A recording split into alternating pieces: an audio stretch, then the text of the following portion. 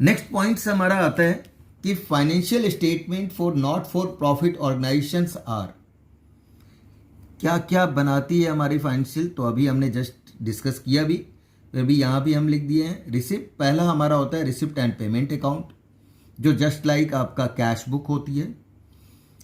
Interest income and expenditure account and balance sheet, ये तीन चीज़ें ये प्रिपेयर करती है। ठीक है, तो रिसिप्ट एंड पेमेंट अकाउंट किसे कहते हैं, रिसिप्ट एंड पेमेंट अकाउंट क्या होता है, क्या है इसकी meaning, right? What is the meaning of receipt and payment account? Receipt and payment account is the summary of cash including bank. Receipt and payment during an accounting period. It begins with opening cash and bank balance and end with closing cash and bank balance of the accounting period. यह meaning है कि receipt and payment account क्या होता है कि cash का receipt और payment, जो भी हमारा अकाउंटिंग पीरियड के अंदर में जितने भी कैश आते हैं, रिसीव होते हैं या हम पेमेंट करते हैं, उससे रिलेटेड आइटम्स ही इसमें लिखा जाता है। और यह आपका स्टार्ट होता है, आपने देखा होगा, अगर आप देखोगे रिसिप्ट एंड पेमेंट अकाउंट में, तो उसमें आपका क्या होता है कि डेबिट साइड पे आपका बैलेंस बीडी करके लिखा होगा, cash in hand cash at bank, तो वो ओपनिंग आपका बैलेंस कैश और बैंक का होता है, राइट? और लास्ट में आपके क्रेडिट साइड में सबसे लास्ट में आप देखोगे कि बैलेंस शीट ही लिखा होता है, उसमें क्या होता है closing cash and bank balances होते हैं अकाउंटिंग पीरियड के एंड में, राइट? तो यह एंडिंग अकाउंटिंग पीरियड का होता है। कई बार समटाइम्स आपका बैंक ओवरड्राफ्ट का दे रखा होगा, अगर आपका ओपनिंग बैलेंस बैंक ओवरड्राफ्ट का है तो उसे हम क्रेडिट साइड पे बैलेंस बीडी करके लिखते हैं बैंक ओवरड्राफ्ट, और उसका क्लोजिंग बैलेंस हमारा रिसिप्ट एंड पेमेंट अकाउंट के डेबिट साइड पे लास्ट में एंड में बैलेंस सीडी करके बैंक ओवरड्राफ्ट करके डेबिट में आता है, अगर आता है तो, या गिवन होता है तो इस तरह से आपका बैलेंस, ओपनिंग बैलेंस और क्लोजिंग बैलेंस का गिवन होता है। Receipt are show in the debit side, receipts आप लिखते हैं, आपने जब डेबिट साइड पे आपका रिसिप्ट एंड पेमेंट में रिसिप्ट लिखते हैं, और क्रेडिट साइड पे आप क्या लिखते हैं, पेमेंट्स लिखते हैं। क्रेडिट साइड पे पेमेंट लिखते हैं और रिसिप्ट किस साइड लिखते हैं हम, डेबिट साइड पे हम रिसिप्ट्स वर्ड को लिखते हैं इस अकाउंट्स में। तो आई होप कि आप लोगों को रिसिप्ट एंड पेमेंट अकाउंट समझ में आ गया होगा। ये जस्ट लाइक कैश बुक के तरह ही है समझो, ठीक है? जिस तरह से उसमें भी कई बार हम लोग उसमें भी रिसिप्ट और पेमेंट हम लिख दिया करते थे, तो सेम वही चीज़ें हैं, कोई ज़्यादा डिफरेंस नहीं है, राइट? तो फीचर्स या characteristics of the receipt and payment account, अब ये क्या है फीचर्स, इसके भी फीचर्स क्या क्या हैं, राइट? तो पहला पॉइंट आपका है नेचर, इसका नेचर कैसा है? It is the real account according to the traditional approach, और एसेट्स अकाउंट कह सकते हो मॉडर्न अप्रोच, ठीक है? जो 11th में हमने पढ़ा था कि दो तरह का अकाउंट्स, डेबिट और क्रेडिट बैलेंसेस वाले में, ठीक है, पढ़ चुके हैं आप लोग भी, कि रियल अकाउंट हमारा जो होता था वो आपका ट्रेडिशनल अप्रोच के अकॉर्डिंग होता है, और एसेट्स अकाउंट आपका मॉडर्न अप्रोच के अकॉर्डिंग होता है। सेकेंड है आपका बेसिस ऑफ प्रिपेयरिंग, ये किस बेस पे प्रिपेयर किया जाता है? It is prepared on the cash basis of accounting, या कैश बेसिस ऑफ अकाउंटिंग जो हम 11th में आप पढ़ चुके होंगे, उसी के कॉन्सेप्ट है। देखो, आपको सभी टीचर्स आपको बता चुके होंगे कि 11th क्या है, एक बेस है जहाँ से अकाउंट्स हमारा स्टार्ट हुआ है, यानी अकाउंट्स का ABCD आप 11th में सीखते हो, वही चीज़ आप, अगर आपका कॉन्सेप्ट नहीं क्लियर तो आगे थोड़ी दिक्कत होती है, बट डोंट वरी, आपको हम वो भी बताते चलेंगे, ठीक है? जहाँ जहाँ ज़रूरत होगी मैं उसको एक्सप्लेन करूँगा, और अगर आपको कोई भी और भी डाउट हो तो आप कमेंट सेक्शन में लिख के पूछ सकते हैं बेटा, ठीक है? दैट इज रिसिप्ट और payment. Cash basis of accounting का मतलब है कितना कैश आया और कितना कैश हमने पे किया, ठीक है, in cash show in the accounts, उसको हम अकाउंट्स में शो करते हैं, राइट? नेक्स्ट आपका आ जाता है अब थर्ड पॉइंट, इसका कहलाता है capital revenue receipt and payment. ठीक है, कैपिटल और रेवेन्यू दो नेचर्स। ठीक है, तो it show all receipt and payment whether they are revenue nature और कैपिटल नेचर। अगर वो रेवेन्यू नेचर का है या कैपिटल नेचर का है, कोई भी नहीं, दोनों में से किसी भी नेचर का है, तो हम सारे रिसिप्ट, हम रिसीव जो अमाउंट करते हैं वो रिसिप्ट में लिखेंगे। अगर हम पेमेंट करते हैं तो उसे हम पेमेंट साइड पे दिखा देंगे। रिसिप्ट साइड आपका डेबिट साइड होता है और पेमेंट साइड आपका क्रेडिट साइड होता है, तो हम उसको उस साइड पे दिखाते हैं। यानी इसमें दोनों ही नेचर्स के अमाउंट को लिखा जाता है, लेकिन वो रिसीव होना चाहिए कैश में या बैंक के थ्रू, चेक के थ्रू। ठीक है, तो तभी उसकी एंट्री हम करेंगे, अदरवाइज नहीं करेंगे। क्रेडिट ट्रांजैक्शंस का रिकॉर्ड इसमें नहीं किया जाता। ठीक है, किसी एडजस्टमेंट से रिलेटेड एंट्रीज इसमें नहीं होती है। Got it. नेक्स्ट पॉइंट आपका आता है fourth period. It show all cash and bank transaction whether it's related to current, previous और सक्सीडिंग यानी नेक्स्ट अकाउंटिंग पीरियड। ठीक है, जितनी भी कैश हो, हाँ, या वो इस करंट ईयर का हो या लास्ट ईयर का हो, जिस प्रीवियस ईयर का हो, या आने वाले अकाउंटिंग पीरियड का हो। ठीक है, नेक्स्ट अकाउंटिंग पीरियड का हो। अगर वो कैश अभी हमें रिसीव हो रहा है तो हम रिसिप्ट साइड पे लिखेंगे, अगर हम उसको अभी पे कर रहे हैं तो हम पेमेंट साइड पे दिखाएंगे। हाँ, अमाउंट को लिख देंगे कि ये प्रीवियस ईयर का है, ये करेंट ईयर का है, ये नेक्स्ट ईयर का है, ये चीज़ें हम वहाँ मेंशन करेंगे। बट ऐसा नहीं है कि सिर्फ करेंट ईयर को ही हम यहाँ पे शो करेंगे। क्लियर? ओके। नेक्स्ट पीरियड आपका, नेक्स्ट पॉइंट है बेटा opening and closing balance. It start with opening balance and and with the closing balance. ये हमेशा स्टार्ट होता है बैलेंस बीडी करके लिखेंगे हम। सबसे पहला हम लिखेंगे बैलेंस बीडी, या वो कैश या बैंक दोनों गिवन हो या एक गिवन हो, या फिर बैंक ओवरड्राफ्ट हो तो उसको क्रेडिट साइड पे बैलेंस बीडी करके लिखेंगे सबसे पहले। और यह एंड होता है आपका बैलेंस सीडी यानी क्लोजिंग बैलेंस से। हाँ, क्रेडिट साइड पे आपका बैलेंस सीडी करके closing cash in hand, cash at bank लिखा जाएगा।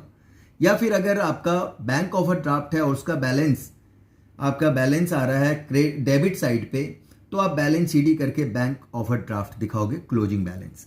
Balance CD means closing balance, balance BD means opening balance. Right, ये तो आपको पता ही होगा, फिर भी मैं एक बार रिपीट कर दिया। Adjustments, no adjustments are made in this account with regard to the outstanding and prepaid income and expenses, depreciation etc. आपने एडजस्टमेंट जो फाइनल अकाउंट में हमने पढ़ा था, दो था ना, विदाउट एडजस्टमेंट और विद एडजस्टमेंट्स। तो विद एडजस्टमेंट्स जितने भी एडजस्टमेंट्स थे उनमें से इसमें कुछ लेना देना नहीं है। यहाँ पे कोई एडजस्टमेंट्स नहीं होता, सिर्फ कैश आता है और जाता है, उससे रिलेटेड एंट्रीज हम करेंगे। No outstanding, prepaid, depreciation, accrued, received in advance, यहाँ कुछ भी ऐसा नहीं करना है। तो बहुत सिंपल है। राइट, नेक्स्ट आपका आता है पर्पस क्या है इसका बनाने का। राइट बेटा, the purpose is to show amount received and paid under different heads during the accounting year. इसका पर्पस क्या है कि जो अमाउंट रिसीव कितना हुआ या कितना हमने पेड किया, आपको जैसे मैंने बताया हेड क्या है, एक रेवेन्यू नेचर का होगा और कैपिटल नेचर का होगा। तो दोनों को अलग अलग डिफरेंट नेचर्स वाले स्लॉट में आपको उसको दिखाना होता है। ठीक है, तो आप किसी भी एक जगह आप करें, आप उस पर्टिकुलर हेड में आप दिखाएंगे। अगर अपना ओपनिंग बैलेंस है तो बैलेंस बीडी में दिखाएंगे। Closing balance cash in hand, cash at bank का दे रखा है तो आपको बैलेंस सीडी में दिखाना है। या बैंक ओवरड्राफ्ट है तो उसको आपको डेबिट साइड पे दिखाना है, बैलेंस सीडी करके सबसे लास्ट में, बैलेंस बीडी करके सबसे स्टार्टिंग में। तो ये इसके हेड्स हैं जिसको आपको पर्टिकुलर तरीके से आपको शो करना है, दिखाना है।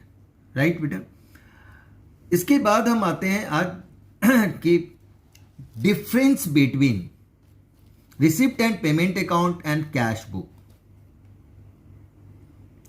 Right. Basis, receipt and payment and cash book. इसके बेसिस हमेशा, जैसे मैंने आपको बताया कि किसी का भी डिफरेंस आप लिखते हो तो बेसिस के साथ लिखना बेटा।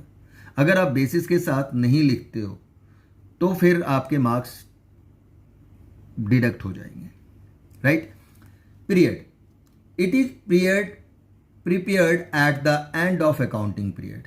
यह जो प्रिपेयर्ड किया जाता है या and of the accounting period prepare किया जाता है। जबकि कैश बुक जो है so it is prepared on the daily basis, यह रेगुलर पे होता है। तभी आप देखोगे कि आपका रिसिप्ट एंड पेमेंट अकाउंट में हम ऊपर ही फॉर द ईयर एंडेड करके लिखेंगे, और कैश बुक में हमारा साइड में लेफ्ट साइड पे आप डेट का कॉलम देते हैं ताकि आप डेट वाइज उसमें लिख पाए, ठीक है।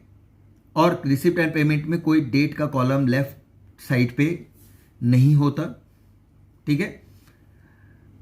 ये डिफरेंसेस हैं। पहला पॉइंट, साइड, लेफ्ट साइड जो रिसिप्ट एंड पेमेंट अकाउंट के लेफ्ट साइड पे आप रिसिप्ट लिखते हैं और राइट साइड पे आप पेमेंट लिखते हैं। बट अगर हम कैश बुक की बात करें तो लेफ्ट साइड पे हम डेबिट साइड लिखते हैं और राइट साइड पे हम क्रेडिट लिखते हैं। और जो, ठीक है, तो वैसे तो आपका रिसिप्ट एंड पेमेंट पे भी आप कॉर्नर पे डेबिट और क्रेडिट आप लिखोगे, बट जहां पर्टिकुलर्स लिखते थे वहां पे आपको रिसिप्ट लिखना है लेफ्ट साइड पे और राइट साइड पे आपको पेमेंट लिखना है। जबकि कैश बुक में अब अगर हम लेफ्ट साइड की बात करें तो वहां पर्टिकुलर्स और क्रेडिट में भी पर्टिकुलर्स लिखते थे। तो यही हम दो डिफरेंसेस हमने दे दिया कि डेबिट साइड और क्रेडिट साइड वहां पे लिखना जरूरी है, ठीक है। तो ये आपके साइड के अकॉर्डिंग आप करोगे डिफरेंस। इसके बाद आते हैं हम नेक्स्ट पॉइंट्स, लेजर फॉलियो। देखो रिसिप्ट एंड पेमेंट अकाउंट में कोई लेजर फॉलियो की जरूरत ही नहीं होती, क्योंकि ऊपर ही आपका फॉर द ईयर एंडिंग करके लिखा जाता है और यहाँ ये ईयर के एंड में बनता है बेटा। तो यहाँ लेजर फॉलियो की जरूरत नहीं है। Cash book has a separate column from the ledger folio. Ledger folio के लिए कैश बुक में एक सेपरेट कॉलम होता है और कंपलसरी होता है, वो आपका लेजर फॉलियो यानी कि लेजर का पेज नंबर लिखना होता है। आप कई बच्चे कहते हैं सर इसका तो जरूरत ही नहीं है तो क्यों लिखें। बेटा ये फॉर्मेट है जो प्रैक्टिकल लाइफ में उसमें पेज नंबर लिखा जाता है। जनरल की बुक अलग होगी, लेजर की बुक अलग होगी। आप अगर कहते हो कि ठीक है हम टैली एक्सेल पे इसका वर्क करते हैं तो एक्सेल पे भी तो पेज दिखाना है ना कि किस पेज पे है वो, तो उसके लिए वहां पे पेज नंबर आपको मेंशन करना पड़ता है, ठीक है बच्चे। तो ये लेजर फॉलियो का रूल है। तो 3 ही मैंने पॉइंट्स लिखे, और भी पॉइंट्स थे बुक में बट 3 पॉइंट्स का ही, क्योंकि 3 से ज़्यादा तो कोई आएगा नहीं इसमें, इसलिए मैंने इसको 3 पॉइंट्स ही आपको यहाँ पे शो किया है, राइट। नेक्स्ट आपका है कि इनकम एंड एक्सपेंडिचर अकाउंट। अब इनकम एक्सपेंडिचर जैसे मैंने आपको बताया कि यह प्रॉफिट एंड लॉस अकाउंट की तरह ही होता है। तो income and expenditure account is prepared at the end of the accounting period matching revenue receipt, जो हम इनकम जिसको कहते हैं, with revenue expenses to determine the surplus और डेफिसिट, ठीक है। यह जो अकाउंटिंग पीरियड है उसमें यह रेवेन्यू रिसिप्ट और रेवेन्यू एक्सपेंसेस के साथ मैच करता है और फिर उससे हमें फाइंड आउट होता है सरप्लस या डेफिसिट। यानी सरप्लस हम वहां लिखते हैं जहां पे हमारा नेट प्रॉफिट लिखा जाता था, और जिस जगह हम प्रॉफिट एंड लॉस के क्रेडिट में हम नेट लॉस लिखते थे वहां पे हम क्या दिखाते हैं, डेफिसिट दिखाते हैं बेटा। तो यही आपका just like profit and loss account ही हुआ ये, ठीक है। तो ये आपका इनकम एंड एक्सपेंडिचर अकाउंट का डेफिनेशंस आ गया, यानी कि मीनिंग आप कह सकते हो, क्या मीनिंग है। तो आपको लिखने के लिए ऑब्जेक्टिव क्वेश्चंस में आ सकता है, इसलिए आप इसे कर लेंगे। इसके बाद इसका फीचर्स क्या है, फीचर्स और of income and expenditure account या characteristics of the income and expenditure account किसे कहते हैं, right. First point, nature, it is the nominal account. PL account भी नॉमिनल अकाउंट होता था। नॉमिनल का क्या रूल है, debit all expense and losses, credit all income and gains. Debit side पे सारे आपके एक्सपेंसेस और लॉसेस को हम शो करते हैं और क्रेडिट साइड पे इनकम और credit all income and gains. और जो भी प्रॉफिट होता था या गेन होता था उसको हम क्रेडिट साइड पे दिखाएंगे। तो यही रूल यहाँ भी इसका चलेगा, ठीक है। सेकेंड पॉइंट है आपका basis of accounting. Income, expenses and losses of the revenue nature are show in the accounts on accrual basis of accounting. इसमें इनकम, एक्सपेंसेस, लॉसेस और को हम जो शो करते हैं वो रेवेन्यू नेचर का ओनली लेते हैं, कैपिटल नेचर नहीं। What is the difference between the revenue nature और कैपिटल नेचर बेटा? रेवेन्यू नेचर होता था जो रेगुलर बे पे जो एक्सपेंसेस होते हैं या जो हमें इनकम्स रिसीव होता है, that is called the revenue nature. Capital nature जो कभी कभार होते हैं, ठीक है, 2 साल, 3 साल, 4 सालों में एक बार होगा। जैसे profit on sale of investment, profit on sale of machinery, right. तो जो उसको हम कैपिटल नेचर का कहेंगे। जो कैपिटल नेचर यानी कि जिसका पर्पस, और अगर एक्सपेंसेस हमारा होता है कैपिटल नेचर का, जब हमने परचेज प्लांट किया, प्लांट एंड मशीनरी परचेज की तो एक्सपेंसेस हुआ। बट बिजनेस को चलाने के लिए, बिजनेस को लॉन्ग रन में बेनिफिट पहुंचाता है वो, और उससे हमें अर्निंग होती है, तो वो आपका कैपिटल नेचर कहलाएगा, कैपिटल एक्सपेंडिचर जिसको हम कहेंगे, राइट। तो वो कैपिटल नेचर हो गया। यानी कि लॉन्ग जो कभी कभार होता है नॉन रेकरिंग नेचर का होता है वो, ठीक है बेटा। रेकरिंग नेचर यानी रेगुलर बेसिस, नॉन रेकरिंग यानी नॉट रेगुलर बेसिस, ठीक है। तो accrual basis of accounting.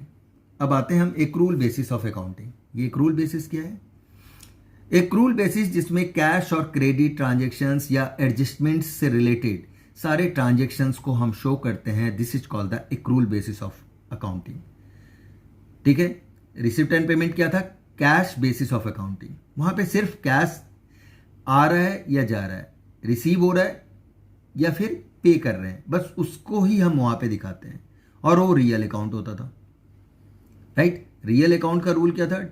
Debit what comes in, credit what goes out. जो आता है उसे डेबिट में करो, जो जाता है अगर कैश जा रहा है तो उसको आप क्रेडिट में करो, दैट्स इट। उससे ज़्यादा उसमें कुछ भी एंट्री हम नहीं करते, ठीक है। बट यहाँ पे हम करेंगे सारे adjustments, outstanding, depreciation, accrued, commission received in advance, received in advance, यानी जो भी है जितने एडजस्टमेंट्स आपने बढ़े थे वो सब यहाँ पे यूज होगा। नेक्स्ट थर्ड पॉइंट है बेटा accounting period, right. Accounting period, those incomes, expenses and losses which related to the current accounting period, whether paid or not, are so in the accounts. वो इनकम या expenses या losses जो आपके current accounting period से related है,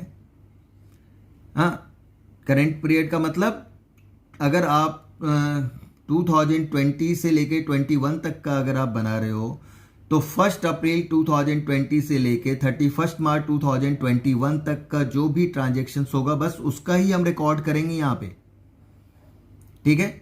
whether the paid और not show in the accounts, ठीक है। उसका आप पेमेंट हुआ हो या नहीं हुआ हो, या आउटस्टैंडिंग है, क्रूड है, प्रीपेड है, ठीक है, उन सभी चीज़ों का हम रिकॉर्ड यहाँ करते हैं, ठीक है। तभी इसको हम एक्रूल बेसिस ऑफ अकाउंटिंग भी कहते हैं।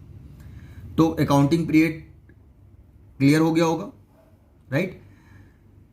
फोर्थ पॉइंट है आपका opening and closing balance. It does not have a opening balance, it's balance at the and either surplus और डेफिसिट, ठीक है। ये इसका ओपनिंग बैलेंस कुछ भी नहीं गिवन होता, कोई ओपनिंग से हम स्टार्ट नहीं करेंगे।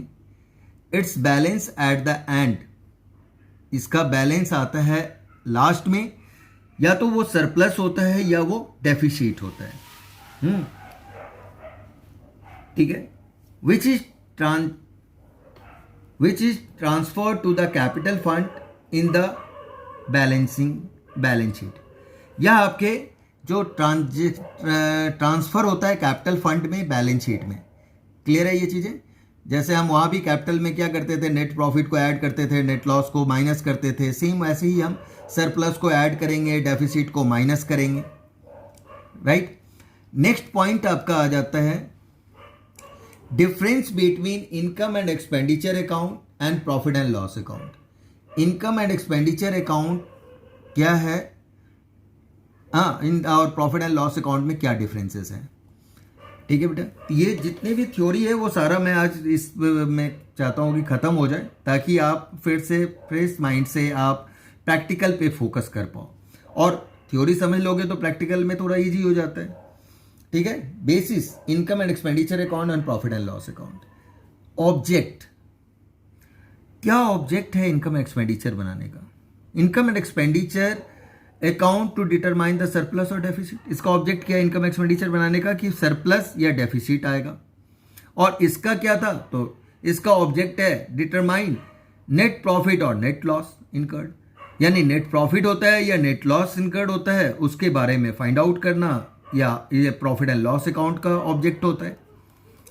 Prepared by not for profit organisation. Income and expenditure कौन प्रिपेयर करता है? नॉट फॉर प्रॉफिट ऑर्गेनाइजेशन करता है। जबकि प्रॉफिट एंड लॉस अकाउंट कौन प्रिपेयर करता है?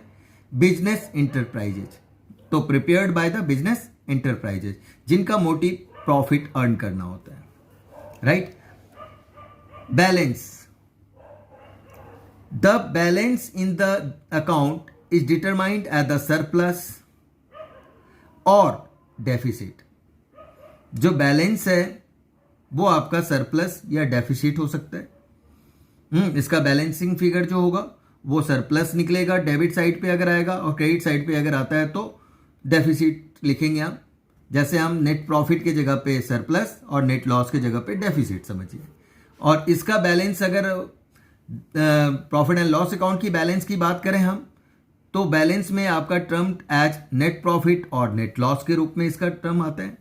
Balance in the accounts is termed as net profit और नेट लॉस। Simple, right. तो ये तो आपके हो गए कि डिफरेंसेस इनकम एक्सपेंडिचर और प्रॉफिट एंड लॉस अकाउंट का। अब एक आपका डिफरेंस और बच गया है, हम उसको भी हम कर लेते हैं और फिर इसकी थ्योरी आपका कंप्लीट हो जाएगा। तो बेटा अगर हम बात करें तो नेक्स्ट पॉइंट आपका हम difference between the receipt and payment account और इनकम एंड एक्सपेंडिचर अकाउंट आपका आता है। राइट। और इसमें मैं बहुत सारे आपको पॉइंट्स होंगे जिसको मैं यहाँ पे चाहता हूँ कि आपको मैं एक्सप्लेन करूँ। ठीक है, तो ये आपका 3-4 मैं इससे एक्सप्लेन करता हूँ। आप देखिए, ये बुक से ही मैं एक्सप्लेन कर दूँ आपको। ठीक है, यहाँ पे आपका पर्पस पहला दिया हुआ है। तो रिसिप्ट एंड पेमेंट अकाउंट बनाने का पर्पस क्या है? Purpose of the account is to show difference between two sides showing the cash and bank balance at the end. Right. Difference आपका जो निकलेगा वो कैश का होगा या बैंक ईयर एंड का निकलता है, बैलेंस शीट जिसको हम कहते हैं। ठीक है। और अगर हम इनकम एक्सपेंडिचर की बात करें तो उसका नेट रिजल्ट जो शो किया जाता है, इसका जो पर्पस अकाउंट बनाने का होता है, नेट रिजल्ट जो निकलता है वो आपका क्या आता है? सरप्लस या डेफिसिट। अगर डेबिट साइड पे आपका बैलेंस आता है तो सरप्लस लिखेंगे, और क्रेडिट साइड पे आता है तो वो डेफिसिट निकलेगा। ठीक है, ये तो हो गया आपका दिस। नेक्स्ट है आपका नेचर। इसका नेचर क्या है? It classify the summary of cash transaction showing the receipt and payment under different heads for the period real account. आपको पता है ये रिसिप्ट एंड पेमेंट अकाउंट, जैसे मैंने आपको बताया कि इसका नेचर क्या है, रियल अकाउंट की तरह है। ठीक है, और इनकम एक्सपेंडिचर का नॉमिनल अकाउंट की तरह है।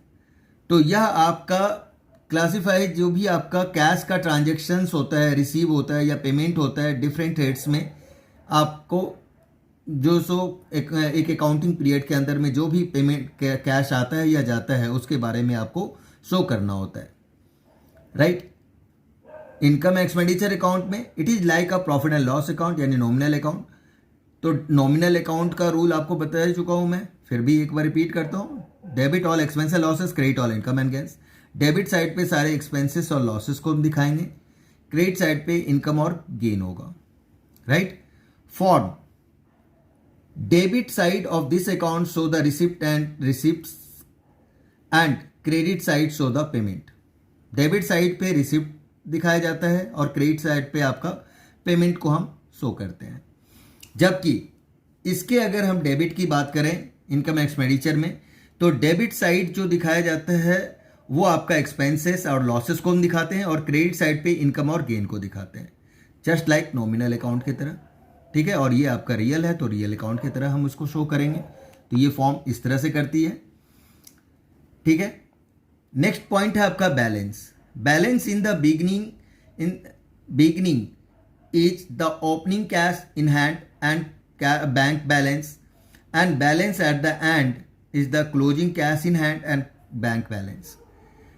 सेम वही वाली बात, बैलेंस बीडी करके आपको सबसे पहले आपको दिखाना होगा रिसिप्ट एंड पेमेंट अकाउंट के डेबिट साइड पे कैश इन हैंड और बैंक कैश एट बैंक या बैंक बैलेंस, और ईयर के एंड में यानी सबसे लास्ट में जब आप क्लोज करते हो तो बैलेंस शीट ही करके कैश इन हैंड या कैश एट बैंक का बैलेंस आपको शो करना होता है।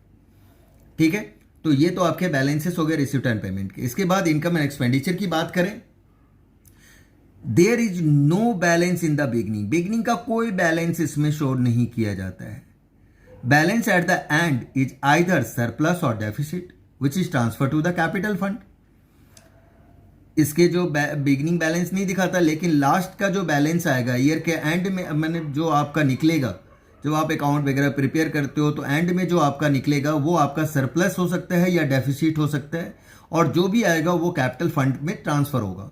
अगर कैपिटल सरप्लस होता है तो आप कैपिटल फंड में उसे ऐड करते हो, और डेफिसिट होता है तो उसे कैपिटल फंड से आप माइनस करते हो लायबिलिटी साइड में ऑन बैलेंस शीट। ठीक है, फिर इसका nature of items show the capital and revenue.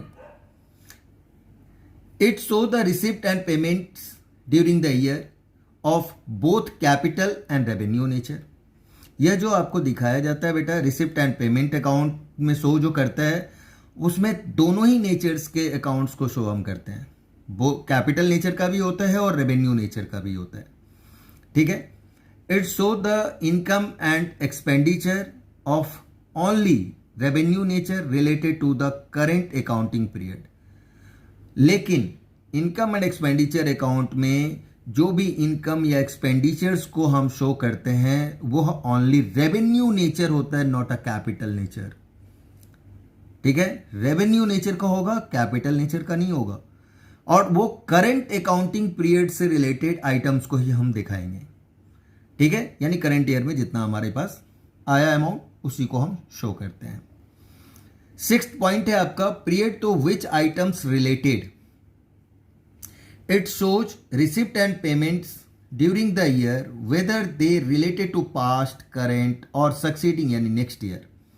यह जो receipt and payment account show करता है वह आपका पास्ट ईयर का या करेंट ईयर का या फिर सक्सीडिंग नेक्स्ट ईयर का जो होगा उसके पैसे आए या गए। अगर आपको अभी मिल रहा है पैसा तो आप रिसिप्ट साइड पे दिखाएं, अगर आप पेमेंट कर रहे हो वो कभी का हो, ठीक है, पास्ट का हो, करेंट का हो या नेक्स्ट ईयर का हो, उसको भी आप पेमेंट साइड में दिखाओगे। लेकिन इनकम एंड एक्सपेंडिचर अकाउंट में it shows income and expenditure of the current year alone.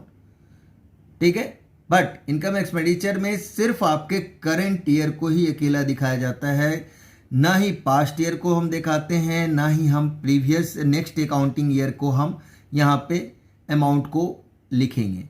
यहाँ हाँ प्लस माइनस करते टाइम जब एडजस्ट करोगे तो होगा, बट जो अल्टीमेट फाइनल अमाउंट आएगा वो आपका जो अमाउंट आता है वो करंट ईयर का अमाउंट आता है। वो करंट ईयर का अमाउंट निकालने के लिए हम एड लेस करते हैं, वो हम प्रैक्टिकल में और अच्छे से पढ़ेंगे तो आपको क्लियर हो जाएगा। Adjustments, it is based on the cash system of accounting, तो hence adjustment are not made. ठीक है, यह कैश सिस्टम्स से बनाया जाता है, कैश बेसिस ऑफ अकाउंटिंग होता है, इसलिए इसमें कोई एडजस्टमेंट्स की जरूरत नहीं होती है।